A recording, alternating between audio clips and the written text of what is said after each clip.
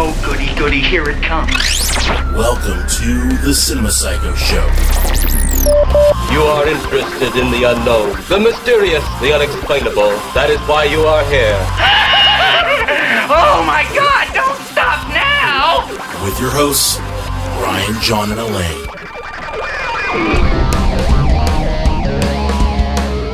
Welcome to the Cinema Psycho Show, the madhouse from film freaks and film fans of all types. I'm your host, Brian Coddington, joined by my fellow co-hosts and filmmakers, John and Lane Woolscroft. Too hot to handle, too cold to hold. You call the Ghostbusters and they take control. Wow. That was exciting. Is it really that awful? Ghostbusters 2. That's what we're doing gonna jump today, into folks. it. But I don't mean to get ahead of myself. Brian, what episode are we on here? We're on episode 115. Ooh. 115. We're on episode 115.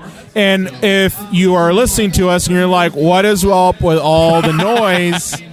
Why are they yelling here? Why are they yelling into the microphone?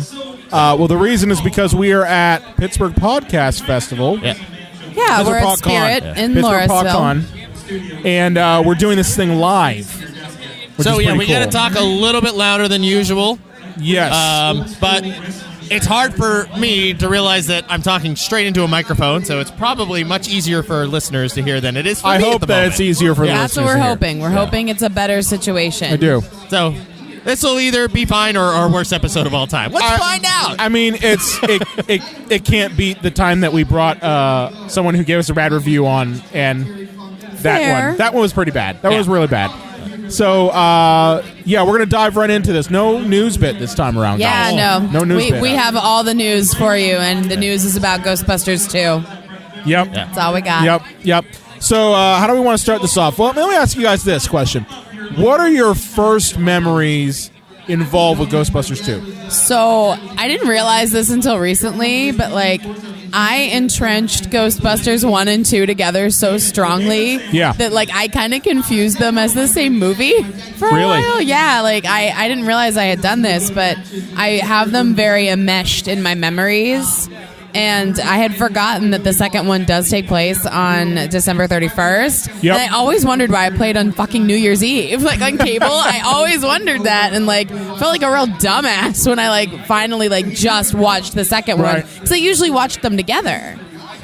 Now, I loved the cartoon as a kid. Oh my God, the cartoon's loved fucking the amazing. fucking cartoon. So good. So good. You mean the real Ghostbusters? Because they stole the name to begin with, and then they were catty about it and put the real Ghostbusters at the front of the name. Was it cattiness? That's too bad. There was a Ghostbusters TV show in the 70s. Oh. And then there was a coke addict from Chicago and a coke addict from Groundlings got together and didn't look it up and wrote a script. Oh, how about that? Didn't bother to check. How about that? When I was a kid, when I was very little, I liked this one more than the first one. Me too. Yeah. Up until Me too. probably when I started entering my teenage years. Okay. And I just realized the first one is far superior. Yeah. But, and I think that it's because it's so similar to the cartoon, which, I love so very, very much. Like you. Right. Yeah, So, I love the cartoon. Yeah. I know for me, I remember watching this one, and as a kid, you were always obsessed with slime and gack and phloem and all that shit. Yeah, dude. So that alone right there was enough for me to really gravitate towards it. I was allowed exactly none of that shit. My mom outlawed gack. She outlawed phloem. She was like, that would not be in. Phloem's the mildest of all the things. She was like, I'm having none of that shit in my house, which I respect. I respect it. Wow. Well, I had the Ghostbusters firehouse, and it came with the slime that you could put through the top. My mom was like, hell no. Yeah, No. even your mom. I'm Your mom taking was the pretty slime. lax You can with have that the stuff. house, Yeah. but I'm taking the slime. Jeez. Your mom was pretty open-minded when it came to child playthings of fluid. She didn't want whatever god-awful poison that was on her carpet. Well, that's the thing. For me, the gack actually leached into the carpet from my toy box. I had a toy box. The gack was in there. That gack got out in there, leached down. And when we actually moved out of that house, the gack stain was still there. Oh, shit. Yeah. So when I was a kid, people were playing with it. I remember there was a fire in my elementary school. Yeah. The dryers, there was rags with that mineral spirit shit on it, and that shit will just randomly ignite. So Oh, yeah. it'll just flame up. That's what happened. And we were evacuated to the high school. So you have a bunch of elementary kids who are bored out of their minds, like waiting for their parents to like pick them up or whatever, because it happened at like 11 in the morning. And so somebody threw the gag at the ceiling of the auditorium. It stuck there. Wow. Stayed there for like 2 years, legit 2 years. Just hung there. Wow. It was crazy. It was like the stuff of legend. Guys, we're getting a little ahead of ourselves. This is another edition of Really That Awful. Really that awful. Since we're at Pittsburgh Pod Con, John, do you want to, for the uninitiated, because we are trying to do this thing live, like right now on YouTube. Yeah. So for the uninitiated who have never heard of Really That Awful, do you want to give us a quick definition of what that is? Yes. So Brian and I were having discussions about Cable Guy. And what was the very first episode we did where you and I were... I thought it was Cable Guy. It was Cable Guy. Was it? We did toys. I want to look in the archives on that one. But, you know, where... Oh, it was Last Action Hero. Yes. Oh, yeah. Yes, that was it. We thought these movies get a bad rap. And maybe they deserve a second look. Now, Really That Awful is open to interpretation because we're going to look at some of these movies, and they may still be that awful, but we're going to put it through a dissection to determine if these movies deserve a second shot or not. And a lot of people said, forget the Ghostbusters Answer the Call ruining the franchise. A lot of negative people said Ghostbusters 2 did that in 1989. Yeah. It's true. And Ghostbusters 2 is one of the, it's as you mentioned, in 1989, that's one of the movies that came out during that summer, right? Summer of 89. Summer of 89, which, honestly, in my opinion, is one of the best years for films. 89. A lot of strong franchises come out that year, for sure. Definitely. So, I never felt that this movie was bad. I really didn't. I always felt that this movie was misunderstood. I felt that it's not as dark as the original movie. Because you saw in this one that they got rid of a lot of the smoking, they got rid of all the sex, because let's not forget that in Ghostbusters, Dan Aykroyd, who you met. Yes. You met him. My close personal friend, Dan Aykroyd. Your friend of the show. Friend of the show. Who I don't think looked me in the eye the entire time. He was wearing sunglasses. It was hard to tell. Yeah. Well, I was going to say, like if I met him, I would have asked him, one, can you explain to me the concept that went through your head when you created Nothing But Trouble? Because that's one of my favorite movies.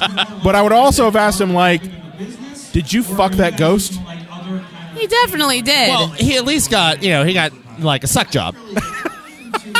A spectral suck job. Yeah.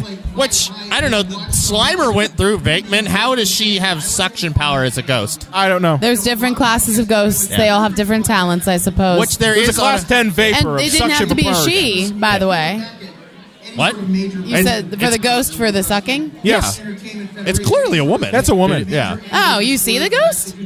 I thought you guys were talking about that scene where in the movie. he's like having a dream almost. That's the ghost fucking him. Oh, I didn't see He's that it was fucking the ghost. I didn't see it was a lady. I don't know. Oh, it's a lady. yeah. It's like a like blonde-haired woman that's just floating I above him. just saw like the sheet go down and Well, the sheet goes down and zipper goes down. yeah. Well, I guess I missed the ghost There's part. a woman's face. This is 1984. This is Reagan's America. There's no know. chance that Ray's getting blown by a dude. Okay, Not 1984. I was trying to be open-minded. Behold my failure.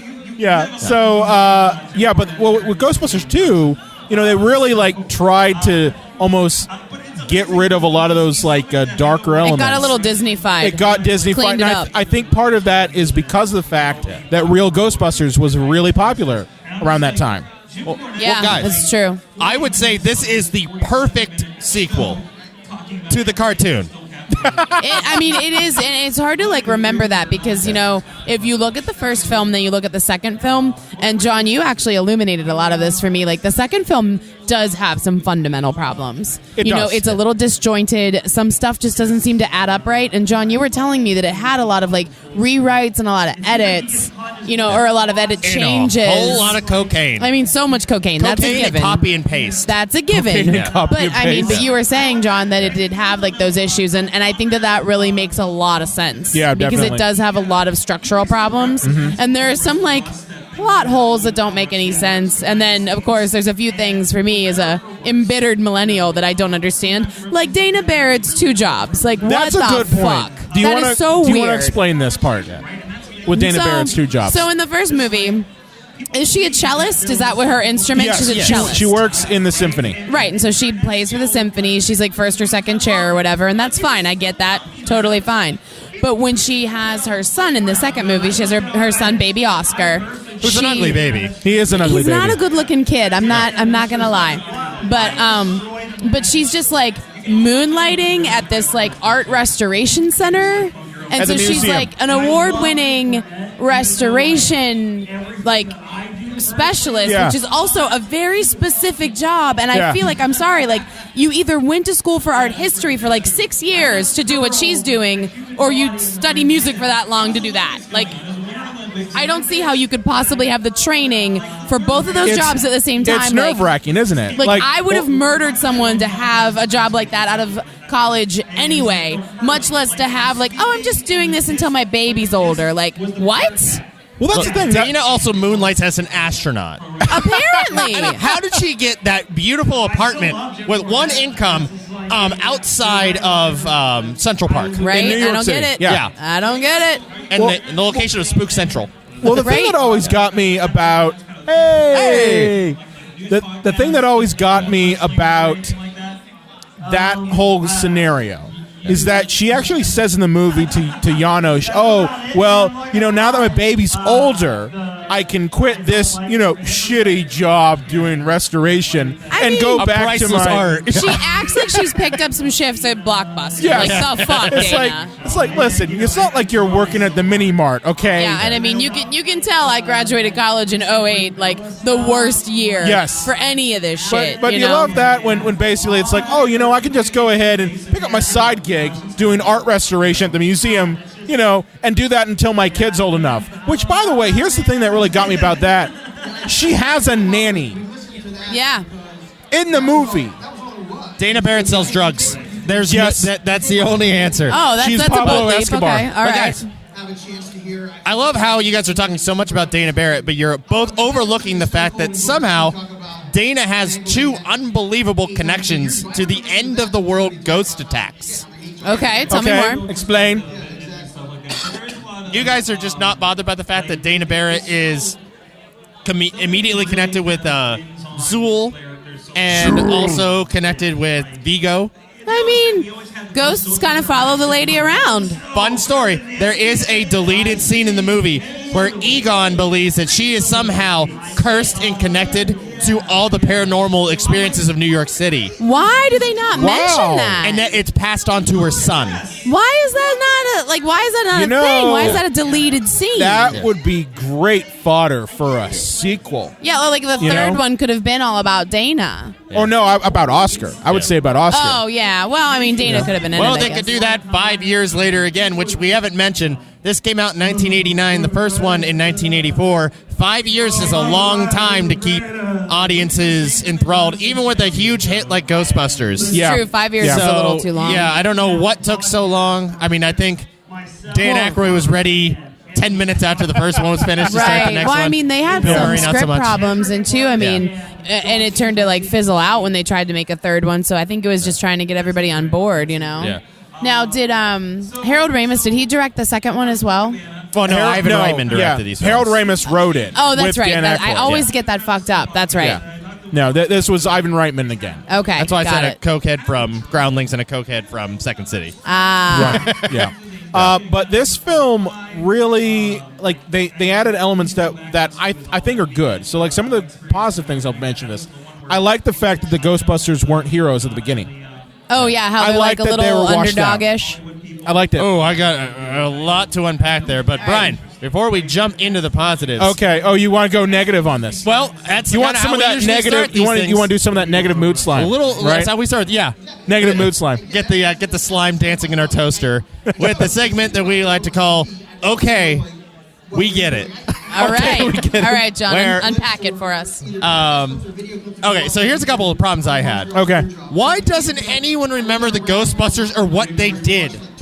Does no one remember a 30-foot Marshmallow it's Man? been 5 years, come on. right? It's been 5 years. Do you forget 9 9/11? No, giant I'm not monster. saying. I'm not saying people forget, but it's not like it's been 7 months. Like it's not outrageous. But everybody doesn't believe them. Oh, you guys are hack frauds. There's no such thing as ghosts. Like, how is that possibly a thing? Yeah, I mean, I'll agree with that. Like, you would think a giant event like ghosts erupting all over the city, a giant fucking marshmallow man, that would, necessitate some level of, cognitive understanding. Yeah. Well, I'll explain it. It's called lazy screenwriting because it's easier when your heroes are at the bottom their low point. and they can work their way up. Of course. You need to see that arc, and the arc needs to be more significant. I still like the fact that they are washed up. This is the same movie.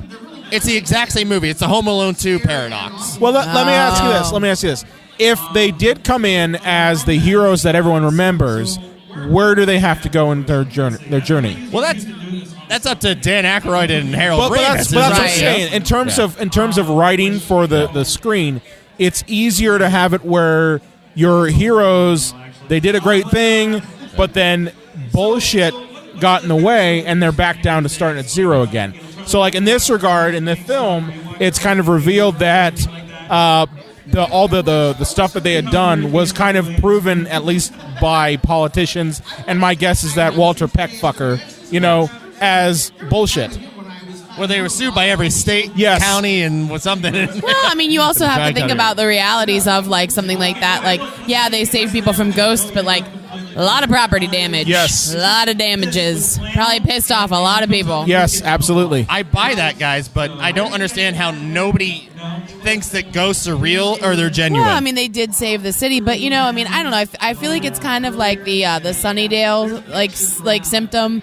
Like, Buffy reference. Yeah, I was about to explain. But, like, when something weird happens in Sunnydale on the show Buffy the Vampire Slayer, they explain it away with, like, a gas main break, people on PCP. Like, they find these mundane descriptions, and it's like the town kind of protecting itself from the more supernatural element. Right. That makes sense. Like, purposely forgetting because the truth is just too much shit to deal with. But why has there not been a single ghost attack in 5 years? I mean, I'm not sure that there hasn't been. It's just been, like, very fringe, and, like, the Ghostbusters haven't really been there to help. Well, they're out of business. I mean, now they were sued out of business, but nevertheless. Right. But I just found that so odd. But it is. I mean, it's one of the things that doesn't quite sit right about the story. It's true. Number 2, Brian, as you mentioned, it is neutered. Yes. This movie went to the vet and they snipped those balls. It doesn't have any teeth. It's true. I blame the cartoon for that. Yeah. As much as I love the cartoon, it kind of kiddified the Ghostbusters. Yeah. Well, and I mean, it's so clear that they're catering to the cartoon audience. I think that's why I loved it so much when I was 7 years old. Yeah. It's for children. Yeah. Janine looks like she does in the cartoon. Right. Slimer's everywhere. Right. They eventually changed the show to Slimer and the Real Ghostbusters. They did. So, that's right. As an effort to sell ectocooler, which, I'm sorry, it's still delicious. Yeah. It reminds me a lot of Batman Forever. Oh, yeah. Where it's like, okay, it's still the black bat outfit, and he's still fighting crime, and there's still his villains, but it's more kid aesthetic, more toy aesthetic, We're going to dumb it down so that, like, the whole family can like it. Or Secret of the Ooze, the Turtles movie, where they're like, don't make it so dark, and don't let them use their weapons. We got to sell toys. Yeah, it's And the Parents' Council's mad at us. I mean, they're called ninja. That's they have weapons. Yeah. Sorry. Yeah. I would say that there's too much goddamn Rick Moranis in this. There's a lot of Lewis. Like Rick Moranis? A lot of Lewis. I love Rick Moranis, but just like Ian Malcolm in Jurassic Park, and other characters, the less the better. It's like seasoning. You can't use too much, or the dish is just like a muddled mess. You need to like lightly season. Like using like bacon in a dish. Like you need a little bit, to give it body. When you put it like in a corn chowder. But you need a little bit of Lewis you gotta to admit season that the the times when Rick was in those scenes, he became the central focus of those he's amazing. scenes. There's no question. The courtroom scene is probably the best scene because he's so goddamn funny. He's so fucking funny, and he steals the show. I even like the romance between him and Janine. Yeah, and I mean, there's almost a point though where it does feel a little uncomfortable to me, like when they're babysitting for Dana. It's That's almost like weird. Well, it's almost like he discovered his own dick for the first time, and I'm He like, probably wait. did. I'm like, wait, no, you've played with that thing yourself. Don't pretend you don't know what that is. Okay, who brought my dog? Go on. That probably was the first time he discovered his dick with another person. Well, no, he fucked Dana but- in the first one. He doesn't remember it. No. Yeah. He was a dog. Yeah. He fucked Dana. I can't imagine why they didn't film that scene. This like demon dog just pounding Dana. No. The Pounding things her into the turning things into you a dog. celebrate, You know what? John. Let's put that in the movie, and then I'll get another blowjob. Crystal had vodka. So much cocaine. Crystal had vodka. Wow. Which is actually very smooth. Dan, it's very expensive. Send me a free bottle, free plug. Crystal Head vodka. It's so smooth. Send me a free bottle. It was pretty please. good. I'm not gonna lie. All right. Yeah. Okay. Guys, it's the same movie. Oh yeah. Yeah. It's the exact same movie. Yeah. Now, that as we brought up on our sequels episode, that's the catch-22. If they went out on a limb, we'd be like, oh, this isn't Ghostbusters. Yes. But it's the exact same movie. Yes. Yes, it is. Yeah. I mean, that's what you're going to get with this sort of with these franchise movies. Yeah. And I would say that Ghostbusters 2 was probably at the beginning of the whole franchise movement when it came to movies being turned into that. Because what do we have? We had Superman, Yeah. and Superman had been done a couple times, but you really didn't see a whole bunch of other movies like that. Maybe Indiana Jones, but not to the level that we see now. Well, a lot of movies that got a crap ton of sequels back then were cheap to make, like Death Wish 3, Death Wish 4. Right. It's Canon Films made those for $6 in a taco. Yep. You know, And a like taco. making a Ghostbusters movie is going to be expensive. So it's like, Especially like the effects were expensive too at the it's time. not like the Marvel movies now where there are 2 or 3 every year. But Right. Yeah. and all right, this always bothers me. The Statue of fucking Liberty. I love that. God Come damn it. on. See, John hates it. I mean, I can kind of see the need for it, but I just feel like they maybe could have achieved it without.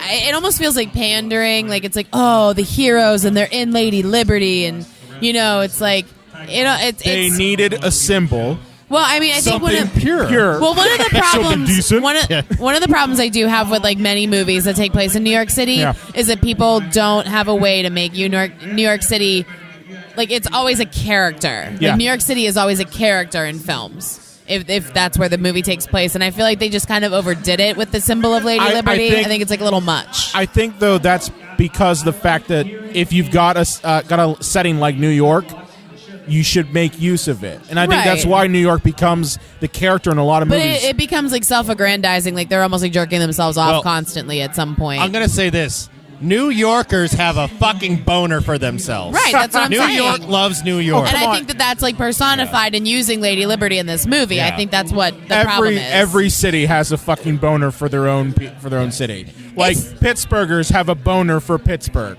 Yeah, but I don't know what you're talking about. It's like a good boner, and I love the boner. Have you been down to the stadium on Steeler Sunday? The whole stadium's full of boners right there. Sunday Night Football tonight. Yeah. Go Steelers. Yeah. But my point is that I don't see anything wrong with that. I think it's nice when you have a location that isn't just a basic location, that it does become kind of a character. Yeah. And in this movie, in essence, it is it's the hero and it's also the villain. Because when we get to the point where slime is introduced. Now, do you want to go down and talk about the slime? Jump into slime? Do you want to talk about the slime? Well, yeah, so let's now that we've gotten the negativity out of the way, let's talk about why. And Lane, I don't know how you feel, because this movie puts me right on the fence. I love it, but I feel that if I'm looking at it critically, I don't think it's there. Yeah. But let's talk about the positives and say why this movie has a lot of decent qualities to it. So you mentioned so for me, I think the slime is a nice aspect of it. I think there are times when they overdid it, but I like the idea of the slime being a character more than just, they're slime. And the reason why they did it is because every toy can now have slime added with it. Yeah. You mean why they suddenly have random black outfits during the montage so they can sell 2 different lines of toys? Absolutely. What? Absolutely. That's crazy. But studios call this toy-etic, by the way. Yes. The movie needs to have a toy-etic. Yes. Meaning you need to find excuses to put things in the movie so we can make extra toys. Wow, Yeah. that's really messed up. In regards to the slime, in the plot of the film, if you haven't seen it, basically the slime is what feeds all the paranormal activity. Yeah, it's kind of like evil personified, Yes. which I do think that as an element's kind of interesting. It's running through everything. Yes. It can touch everything. Like, that's kind of profound when you really think about It's it. pure concentrated evil. But basically, like, the slime is kind of like the energy source for all the paranormal activity, and that the bad attitudes that people in New York have, which I find funny, distills down into the sludge, as Winston calls it. And ultimately, what the whole moral of the story is that, you know, the only way you can counteract that kind of negativity is with positive energy, which then they make into positive slime. Yeah, I mean, it gets a little This slime is convoluted. positively charged.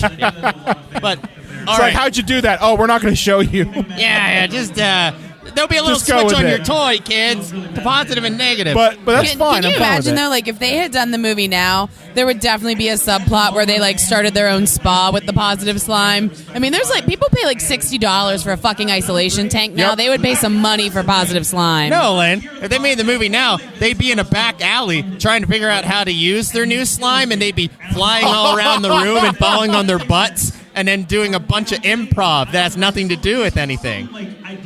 And then they'd be like, there's not enough wontons in my soup. Leave my lady Ghostbusters alone, you hater. Ghostbusters should be men. You did your. Not my movie. I was going to say you did your best Vince McMahon right there. And Captain Marvel should smile. Holy shit. Them be fighting words right there. And our severed head just fell down on our table. All right, guys, I have a controversial take to make here. Okay. Every movie is about something. Thank you, sir. Thank you so much. A decapitated head fell off our table. Yes. Yeah. Fellow podcaster helping us out here. Yep. Thank you very much. And one of the eyes popped out. We One of the lost an eye. eyeballs All right, but guys, popped out. I would say that at least this movie is about something, because there's an old saying, every movie is about something except Ghostbusters. Ghostbusters is about nothing. The original. And there are a bunch of film essays to back up this For theory. real? Oh, yeah, it's fascinating reading. Definitely, Yeah. like, Psycho's You Nation. can't- Look that shit up. It's really you can't interesting. actually say what Ghostbusters is about. You know, every movie's about something. I think it's abstract. about a group of people battling ghosts. Isn't that what Well, it is? no, it's say like, But, like, a greater you know, theme. Like, yeah. this is about, like, unfair, practices in the society, or, you know what I mean? Like, No, that's a a good greater, point. like, overarching That's a good theme. point. Ghostbusters also has the original has very little plot, and it's a Republican movie. It's Yeah. Republican propaganda. It seriously is. Yeah. It seriously is. It's very, like, Oh, not like in anti-small the business, EPA or very, any of like, that stuff. Yeah. anti-regulation. Yeah, the private sector is evil, and it's the little guy who runs his business is going to save the day from the corporate bureaucrats. Right. Small government. Right, Business owned. that's what I meant. I think I said anti-small business. That's not what I meant. Yeah, Republicans actually love this movie. So Ghostbusters is far from perfect. We Right. also don't need to mention Dan Aykroyd's blowjob again. But you just did. Which is actually a scene where they go to an old Confederate place to investigate the paranormal there, and they are actually sleeping up in the old brothel area. Oh. That's why he gets a blowjob. But they cut Nobody all that out. explains that. It's weird. Yeah, and they do kind of like it's like a dream sequence. Yeah. So because Yeah. Dan really wanted his boner in there. Okay. Give me free vodka, Dan. right back. But so Ghostbusters, the original, is far from perfect, and at least this movie is about, something. Has a congruent plot. I mean, there are pacing issues. And just for our friends, Yeah. like, out in the space of the world, what is this movie about, John, the second one? Well, it is about people coming together and the unification of positivity to overcome any obstacle. That no matter how much evil is out in the world, that if we work together, we can change the world by the power of positivity. Got and it. love. Got it. We can destroy bad slime. Yeah. That's ultimately what it is. But there is a villain in this, right? Yes, Yeah. Vigo. Vigo. Vigo. Yeah. And I would just say, and to wrap up, at least Venkman has an arc in this one. Yeah, he does, like, try to not suck a little bit, which is nice. Nobody has an Yeah. arc in any of these Well- movies except Venkman in the second. Well, Doesn't can in the we, first. I mean, can we talk about this at greater depth? I mean, like, I feel like we're shitting on Dana Barrett, and don't get me wrong, like, Sigourney Weaver, I love. She's amazing. She's, like, a really strong icon, I think, Right. for young women, Do you want for me that growing body? up. Like, I mean, always. Is that a trick question? Always. But I don't necessarily understand why she's in this second one again. And I think that the whole she was with Venkman, they broke up, she was with somebody else, and then she broke up with him. I think that's very odd. Like, it's an odd place to leave us in the situation. Well, Lane, I'm going to take the feminist approach in this. I think Dana attracts the wrong kind of person. Because the guy that she was dating in the orchestra was like a weird, dorky jerk. Then she dated Bateman, who's a weird, dorky jerk.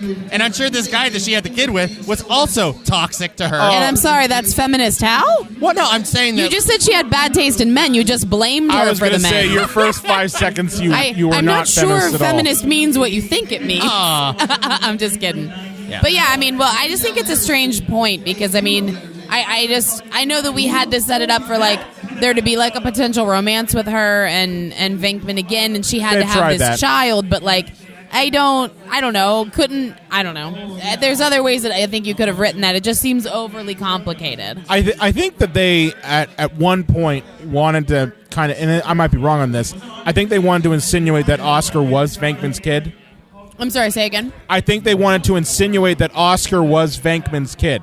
Oh, that's weird. I didn't get that, though. I think I remember reading that was a plot point at one point. Yeah, and I mean, that would have made more sense, I suppose, where, like, you know, maybe they were, like, divorced or something, and Venkman was just, like, a shitbag, and, like, he could still have an arc and, like, be a better dad, you know? And I think they kind of snuck that in there because he becomes kind of like a surrogate father towards the end of the movie. Well, too, I think it's hard to sell him as a Grant arc. You know? I think it's hard to sell him as a character, though, if, like, he's a dick to his own kid. Like, it's hard to get back on his side, probably. So, I mean, that's difficult. But I just thought it was more complicated, like, and their romances, like, the moments of their, rekindling of their romance, it feels kind of forced. It's like, very that's forced. One of the things that doesn't work for me. It feels like shoehorned in. Well, Lane, I'm glad you brought that up, because I want to mention some of the things that people have problems with this movie. Yeah. And these are some that I just don't get. People said that Bill Murray phoned this the fuck in. Now, I'm a big Bill Murray fan, but how can you tell when he's dedicated to something and when he's not? It's all the same Bill Murray to me. I mean, he didn't like the script. Right, Let's but be honest I think here. he was still said fine. he hates it. And I mean, like, he's that's still very fine, funny but, like, in the movie. He's all right. I mean, though I will say the comedy in this one's less, I think. The second one isn't as funny as the first. It depends on the kind of comedy you're looking at. I think that with Ghostbusters 2, you're getting more of a almost drier type of Bill Murray comedy instead of in general. I just mean in general, not even just Bill if you Murray. think about it, like when Ghostbusters came out in '84, you know, we were looking at movies like Stripes and Caddyshack. Those were the types of Bill Murray movies that we were getting, so it makes sense that the jokes at that time were basically those types of Bill Murray jokes. Yeah, and that could be something that people might not have responded to as well, just because they're used to a different kind of comedy from the guy. Yeah. If you're used to one thing and you get like a more dry approach, like people sometimes don't take too kindly to that. It's why people don't always like British humor, because it's so dry. Ooh. But the rest of the movie is very slapstick. The humor in this one is more based on goofiness because it's based on a cartoon. Yep. You know, in fact, it is a sequel to the cartoon. The Don't weird forget. thing is, if there had never been a Ghostbusters, I would have said, "Wow, this is a perfect interpretation of that cartoon." Yeah, you know? it's true. It's like Egon's hair is not as amazing, you know, and it's brown Egon's this time. hair is so good in the cartoon. It's so good. Yeah.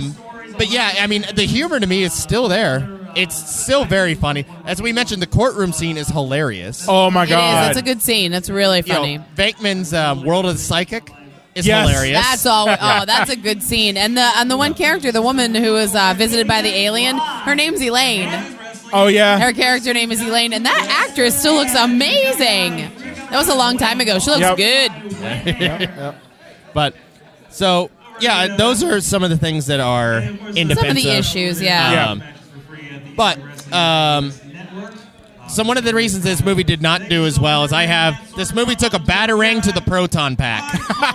Oh. The first movie made $229 million. This one made $112 million. Yikes. Part of the reason that it didn't make nearly as much is that this movie was the highest grossing weekend of all time when it came out. Right. Only to be literally raped in the butt by Batman the following week. No, and you can't predict that sort of thing. Well, you know what I mean? You also had that weekend, wasn't also Indiana Jones Last Crusade, UHF, and I think UHF did not do well. Well, yeah, but you know what I mean? Like, Like, you've got these other movies coming in that are going to steal that audience away from you, you know? And Ghostbusters just wasn't it. So Ghostbusters made $29 million, which is a record at the time. Right. Yeah. Batman made $40 million the following weekend. Oh, wow. And Batmania swept the country, baby. That was it. That was all she wrote. Because Batman was everything at the time. Yeah. Well, what was the budget? Do you know for the second movie?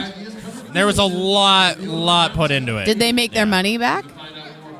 Oh yeah. Okay. They did. Yeah. But I just don't think the profit was nearly as much as they wanted. Yeah.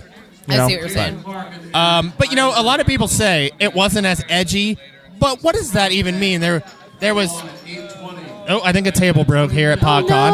No. The one table where there's like glass. It looks like they all saved over everything, it. but what does that really mean? There was less smoking and less Dan Aykroyd penis.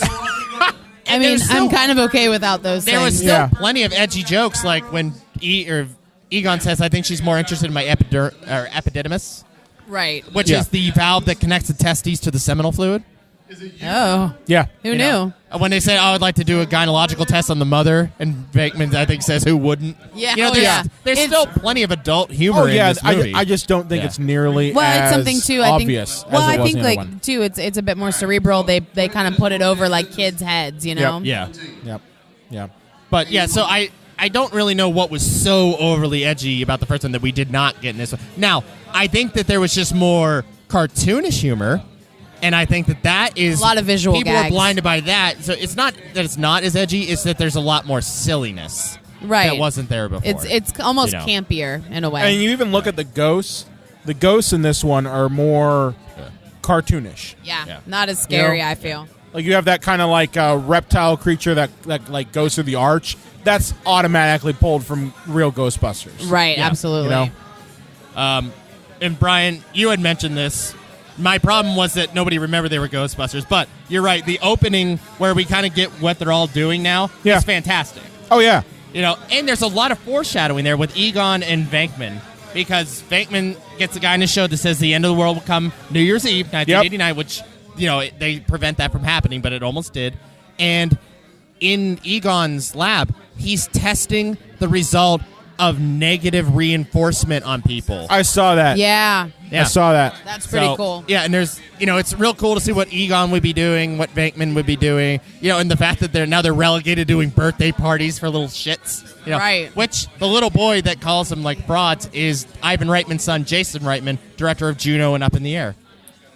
Yep. That's amazing, isn't it? Blew my goddamn mind. His daughter is the little girl with the puppy in Venkman's, not Venkman, Egon's. Now let's take away the puppy. Yeah. Let's see what happens when we take away the puppy. Yeah. Guys, I'm feeling like I might be Egon for Halloween this year. Oh, really? I feel like that would be dope. Like Egon I with haven't titties. I haven't picked a Halloween costume yet, but it'd be so cool to do like a victory roll instead of his Carl in the front. Yeah. I'd be into it. I would say that it's awesome, actually, that it took 5 years for this movie, because it provides a fresh perspective. It's not. I do think the separation is important. Yeah. I think that was a good choice. It didn't come out like 18 months later, where it's like they're still in the heart of everything. And I think it's rare that movies of this caliber would come out 18 months later. You got like the only one I can think of in my head that did come out 18 months later was Hellbound Hellraiser 2. That was from a smaller studio. That was after they had screened Hellraiser and everyone knew, oh shit, this is going to be a really good movie. So they were literally working on the sequel while the first one was playing in theaters. Yeah. So but that's rare. That's a rare thing that you're making the sequel that soon. Well, so I like Back the to fact. the Future, how ballsy that was. That was ballsy at the time. Nowadays, it's not that big a deal. Yeah. So then, Well, I should say Back to the Future, too, because they made the second and third one back-to-back. If the second one bombed, they would have been fucked. But, as I mentioned earlier, Peter actually has an arc this time. that's important. Yep. Like you need that. You need to be grounded by that, like rather than just having an aimless character, especially if the character's kind of an asshole. Yeah. You can't end the movie with them still being an asshole. It doesn't feel right. Well, Lane, how did you feel about in the first one? he's an asshole. He's a con artist. He's kind of a creep and almost a sexual predator. Learns nothing and still gets Dana at the end of the movie. Right. Well, I mean, like that. I have so many problems with that anyway. But I mean, like that's just lazy writing, using the woman as trophy. Like that's the object he gets at the end. That's the thing that he deserves, but like did not do anything to deserve. Right. You know. Yeah. Right. But in this one, he learns to be a better person. He actually he wants to have a second chance. Learns to become like a father figure to this baby, and that gets more of a layer to himself. And it's very subtle and like nuanced because like I think over time like his fondness for Oscar is very organic, and by the end when he's like comforting the baby, like when he rescues Dana and Oscar from the museum, it's very organic and doesn't feel that forced. Right. Now I will say that one thing that I dislike about this movie is that it puts all the onus on character building on Peter. That's it. Yeah, I mean, Peter's the Raphael. He's the Wolverine. Yeah, but and he's also the one with the furthest to go. Like Egon's not a dick. But my problem is that we're not exploring any other characters. And there's one aspect of this movie that they did kind of cut that would have been nice to have included in that, and that's the idea of Ray being possessed by Vigo. Yeah, John was explaining that to me. I had no fucking idea because like they cut around it. They did. And like it would have been a cool element, at least to give Ray something to do. But that's my problem is just that it gives Peter a lot to do. It gives Dana a lot to do. The movie really doesn't give anything to the other characters aside from just general plot. Well, you know what I mean? Ray and Egon are almost, even in the first one, like cartoon characters. Yeah. They're these wacky scientists like Venkman, with all his flaws, is like the human being we're all supposed to relate to. Right. Right. Like, I feel that for adults that went to see Ninja Turtles, which is on our table here, like, they related to April O'Neil. The Turtles were just these wacky caricatures. Like, that's called a VHS tape, kids. What is one of those things? Look it up, kids. But yeah, so, Venkman's the one we can relate to. So if they made 10 of these, they would all have been about Venkman. Right. And somehow Dana Barrett would have been in trouble with ghosts again. Right.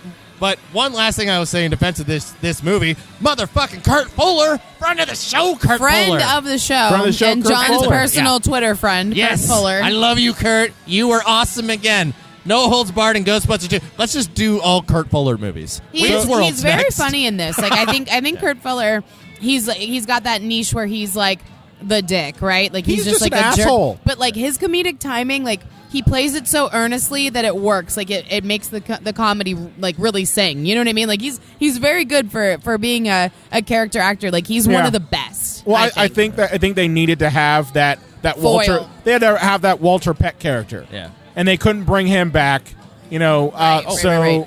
And I will say this in defense of the movie, he's introduced at the beginning of the movie in the first act when characters are supposed to be introduced, and not at the end of the second act where it's like, hi, I'm a problem. I'm going to shut your machine down. I'm a dick. It's like, this is the end of the second act, Walter Peck. Wait, what?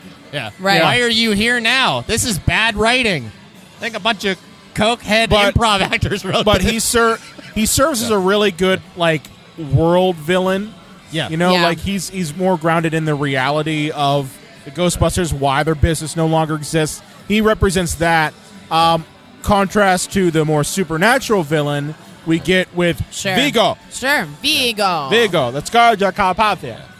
And can we talk about Janusz for a minute? Like, oh my God, Peter, I was about to ask Peter MacNicol is so fucking good in this movie. He is so funny, and it's interesting how he like runs that line. He's a little much. A hint grading. He's a little much, but I think it's cool that he's so many elements to the story. Like he is part plot point. He's like part like sympathetic character, also like part villain because he also becomes possessed, and like part comedy relief. Like what a neat role for the dude, like it's such a cool He character. made that role, by the way.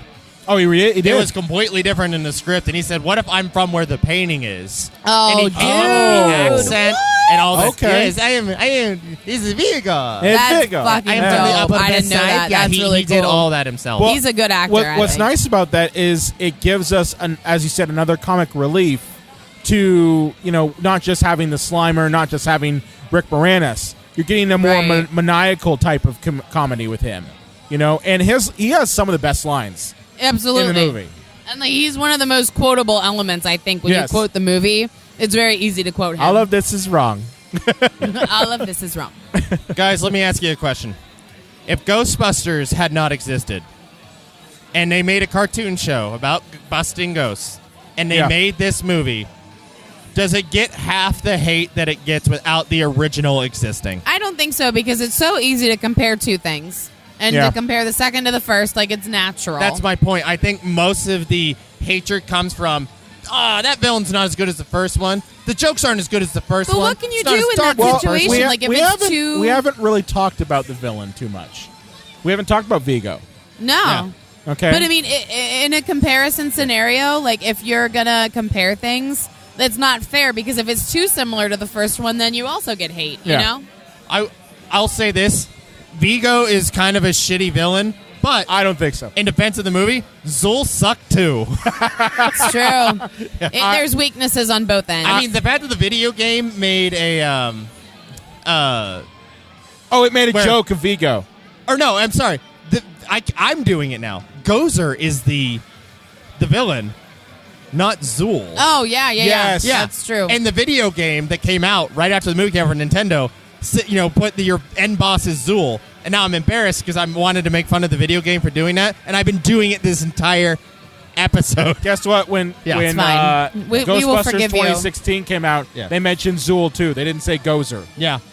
We won't take away your nerd card. It's okay. So, true Ghostbusters fans will. Sorry, Damien. Yeah. But, I just screwed it up, and that proves that, like, but Gozer it's easy. was not it gets that muddled, great of a right? villain. Like, the mythology gets very entwined in itself. Definitely. So it's a little muddled how the slime's connected to Vigo, though. Right. I get it. If you look at it from the fact that Vigo is basically he's a magician, so you figure that he would have access to the knowledge necessary to understand where paranormal activity is coming from. That it is coming from the slime. You know. Yep. So I get that part. I do find him more terrifying than Zool. And because Gozer. it's more elemental, I think, and being connected to the slime, like I said, like, that's terrifying, right? Evil can run through everything. Plus, just like when he transforms into that demon character, that's some scary fucking shit right there. I think some of the effects in here are really good. I think they're really effective. Now, what's interesting about Vigo that I don't know if a lot of people know, probably some people know because it's more popular now than it was, but he's actually voiced by he's played by two actors. Yeah, we looked that up. Sydow. We looked that up, too. Yes. Yeah.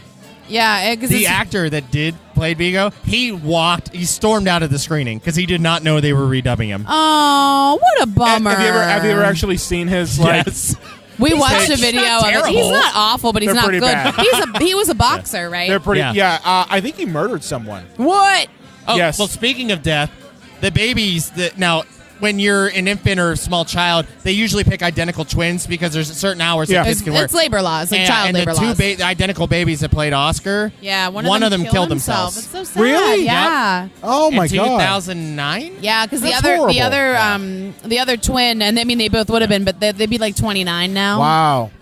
Yeah, and one of them killed himself. Isn't that sad? That's very sad. But let's talk about the end and how, in defense of this movie, the ending actually works, unlike the original Ghostbusters. And now, I know a lot of people say, John, how do you like Star Wars? Like, you shit on it. That's true. But I still like the original ones. How do you start now you shit on it? And now people are going to think that I'm a Ghostbusters hater, but I'm pointing out things that we all just gloss over with the original. The ending makes no sense in the first movie, and the fact the director, Ivan Reitman, has said that the ending was a joke against action movies because they get blown up in a giant atomic explosion, and then they just get up like they're perfectly fine. Oh, that's funny. It's supposed to be a farcical joke that doesn't land. I see. Yeah. So the ending makes no sense. Oh, bummer. But this movie, the ending is built up through the entire movie, It's and true. it makes sense. It is wrapped up a lot more cleanly. Yeah.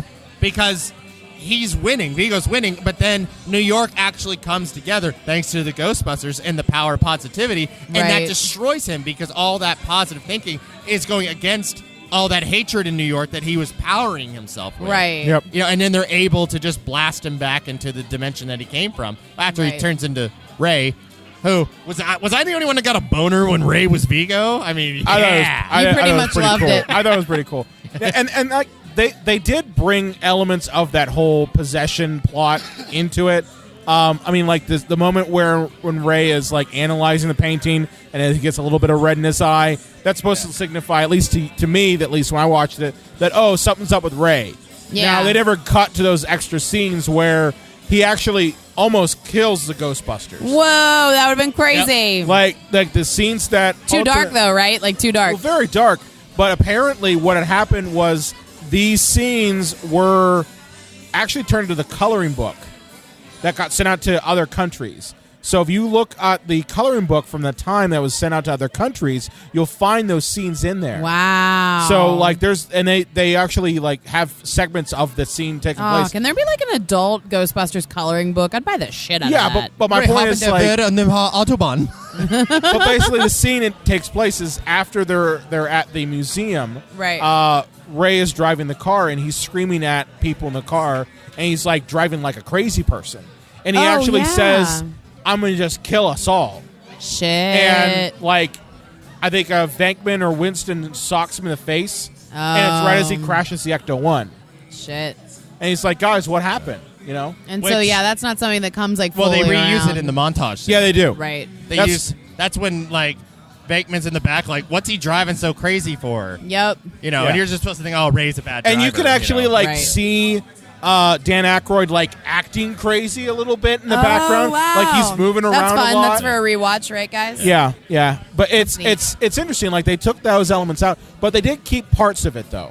Like, because we do get to the end, and, you know, Vigo needs that body that he wants to possess so that he can be in power in the 21st century. He doesn't get Oscar, but he's like, well, my next second best is going to be Ray. I want your body. Can we point out... All right, here's something negative. Can we point out how his plan makes absolutely no sense at all? Dude, I'm going to inhabit the body of a baby. Yeah. I mean, and I'm going to be helpless for 2.5 years. Yeah, but I'm going to bake up my evil, and by the time I'm ready to walk, I'm going to be fucking evil. Have you ever seen The Omen? That's true. But that's the plot of The Omen. They didn't know he was the spawn of Satan. True. The thing is, if you want to rule the world... Do you put yourself in a completely helpless situation for 3 years? I mean, it doesn't make a great deal of sense, dude. And he's got to grow up before he can kick. Why wouldn't he just go into Ray from the outset? He's thinking about evil, all right? I'm telling you. He's thinking about evil. The Omen. It's stupid. It's The Omen. It's basically the plot of The Omen, only we're now dealing, instead of Satan, we're dealing with Vigo. So I get that. I think it works. Right. It also kind of ties in why Dana's being targeted, why Oscar's being targeted. So there had to be some sort of element of why we're targeting Dana again, and that's the reason why. Right. Would the baby start talking like as Vigo right away? Like, I, Vigo, as baby, rule the world. Yep. I think it'd just be great if he's like taking a shit. He's like, I, Vigo, have defecated into this diaper. Yeah. You shall now deal with it. I sit on a throne of poop. I feel like that's how most babies just are. They just can't talk yet. Oh, they are. Believe me, I can tell you that from experience. Maybe like Stewie Griffin. It's true. Yeah. That is actually very true. But although they're smiling when they do it. Like, that's the thing. They're not going to get angry at you like, I'm sitting on a throne of poop. They're like, I am sitting on a throne of poop. And your fucking ass is going to clean it. Like, that's basically it. So guys. Oh, Lane. Sorry, okay. Well, one point here. Go ahead. I just want to point out one last thing. Ghostbusters, and I know that for our fans that have listened to all of our episodes, first off, thank you. Thank you. Thank you a lot. Secondly, like a million I know times. You're sick of hearing this, but it's the first time you're ever listening to us, and it's the first time you're ever hearing it. I say it a lot. Lightning in a bottle. Yeah. Ghostbusters shouldn't have worked. It shouldn't have happened. So many movies shouldn't work. Should have said, we're going to make a horror movie comedy about ghosts with the guys from Saturday Night Live. It's like, what the fuck? No, seriously. It shouldn't have worked, but... Yeah, and it shouldn't have worked as a script, and it just did. And nothing is going to live up to that. It's never going to be as good. As much as you want something different, you don't. And, right. You know, it's going to paint and color everything. Yeah. You know, whether they do like a sequel or they do a remake or they do another remake down the line. Yep. You know, or a sequel to just the first movie, you know, in 10 years like they're doing now with Terminator and everything else and Halloween. Yep. So that is that's such a difficult thing to deal with. To recreate that magic, you know, it's hard. But sorry, Lane. But go ahead. Well, I mean, what I was gonna just say, guys, like Ghostbusters 2, really that awful? Like I was gonna get like you guys' final thoughts, you know? I would say it's not that awful.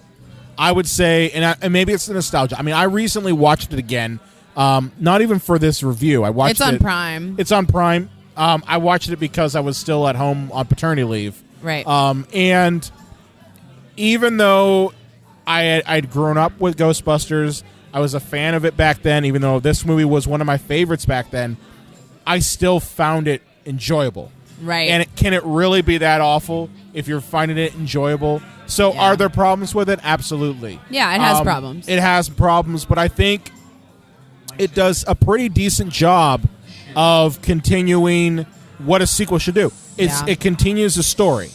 You know, it picks up where the last one left off and continues the story forward. So I think in that regard, it is successful. Yeah.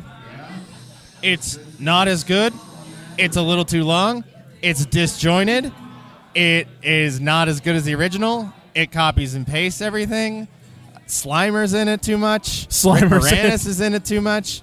Having said all that, no, it is really not that awful. I agree. It can't hold a candle to the first one, but most movies can't. And, you know, and I mean...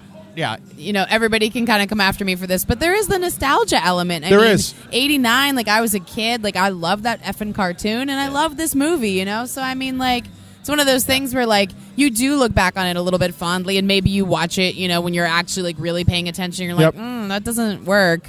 Totally. But, you know, it's one of those things that you kind of accept, you know? You know, I will say, it's really not that awful. Now, it doesn't mean I'm giving it a get-out-of-jail-free card. No, of There's course so not. many goddamn problems with this movie. Yeah. Of course. It's not a great movie, but, No, but I it's mean, not a horrible anytime movie. you get a Ghostbusters thing, you should appreciate it. And it's far from perfect, but it's not an awful movie Absolutely. like the rap that it gets. Absolutely. Definitely. So I think that's it. Lane, where can they find you on the Twitter machine? You can find me at LA_Croft, and I don't check Twitter that often right now, so leave me a little surprise, and I'll find it later. What about you, John? At the Unreal J Wolves, feel free to message me or DM me if you're mad at my takes on the original Ghostbusters. As always, slide into his DMs. Slide in there. That's right. Make sure you wear lube. And you can find me at Brian Kyneton, also on the Psycho Show page. Be sure to like us on Facebook, Twitter, Instagram, Google+, at Psycho Show. You can also find us on the Epicast Network at epicastnetwork.com. If you have a favorite movie or question you want to throw away, you want to talk to us a little bit about your favorite time with slime, you can contact us at cinemapsychoshow.com. And make sure to subscribe to us on Apple Podcasts and iTunes and catch a new episode every Sunday. Oh, bustin' makes me feel good. We are here. Epicast.